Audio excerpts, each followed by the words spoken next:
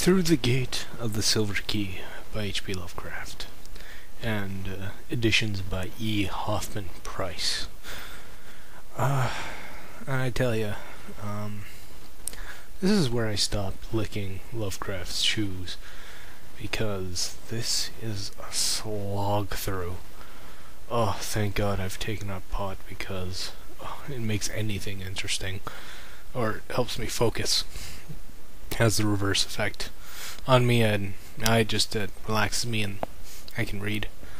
But this story is out there. It's very transcendental. It's very ethereal, planet-jumping time travel.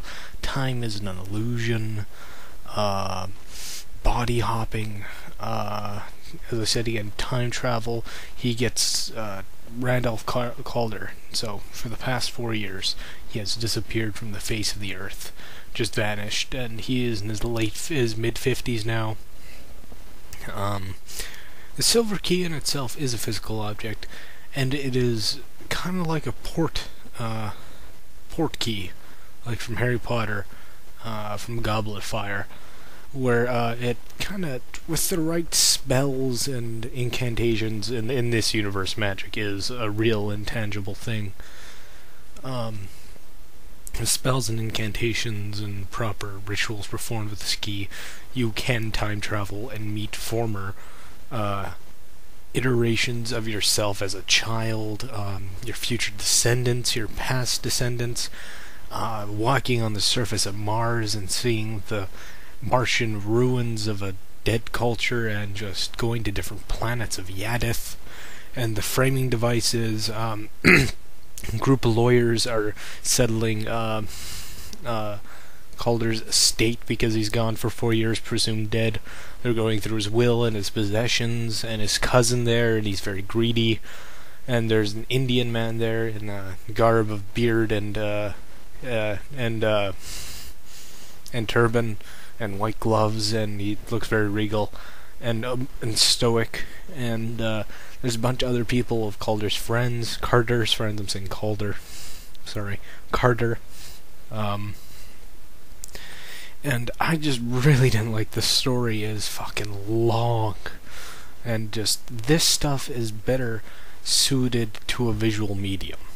Like if, say, David Cronenberg and Ridley Scott and George Lucas or Steven Spielberg, a great director, who has a great knowings of visual and stuff like that, who can create huge vistas and galaxies and things of that nature. This would be suited to a film or a comic book, because the thing he's trying to convey and explain, Lovecraft, it's just, you really have to use your imagination, and I do think I have a pretty good imagination. It is just,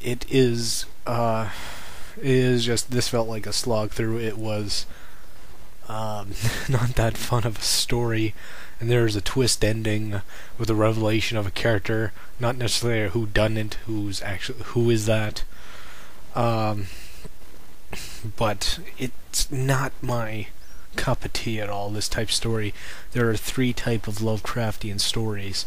The first type is like forbidden knowledge, called Cthulhu, at the Mountains of Madness, Shadow over Innsmouth, and the second type is cursed lineage, like with Shadow over Innsmouth, with the end part of that, there's a little bit mixed in there, like the Alchemist, sins of the father type ideas. There's also and that's the whole basis of the facts concerning Arthur German and his family. The whole thing of his great-great-grandfather fucking a monkey. And there's the third type, the dream world type, which I really don't care about. The Cats of Uthar is the only exception of that, because it's more like a fable and doesn't plainly outsay this takes place in the dreamland. Everything else is just, I can kind of leave, because I got another one of these, one more. I think I got the Dream Quest of Unknown Kadath, which is massive, and it's all the same type of googly guck I don't really care for, out there transcendental stuff. I like that. I like the whole spirituality. I'm open-minded. type of guy. I'm out of the box thinking when it comes to spirituality. I'm very anti-organized religion. I'm more of kind of your own kind of person and your own belief system of yourself and character. But I'm big into Jediism and mysticism. But this type of stuff is just, breaking rules of reality and just phasing in and out and do whatever you type want. Out there visually type stuff that is better suited to a visual medium than this, because this is only for, I'd say, the hardcore fans. This type. This is only Lovecraftian fans would read this, because this is really speculative out there fiction. So yeah, trippy.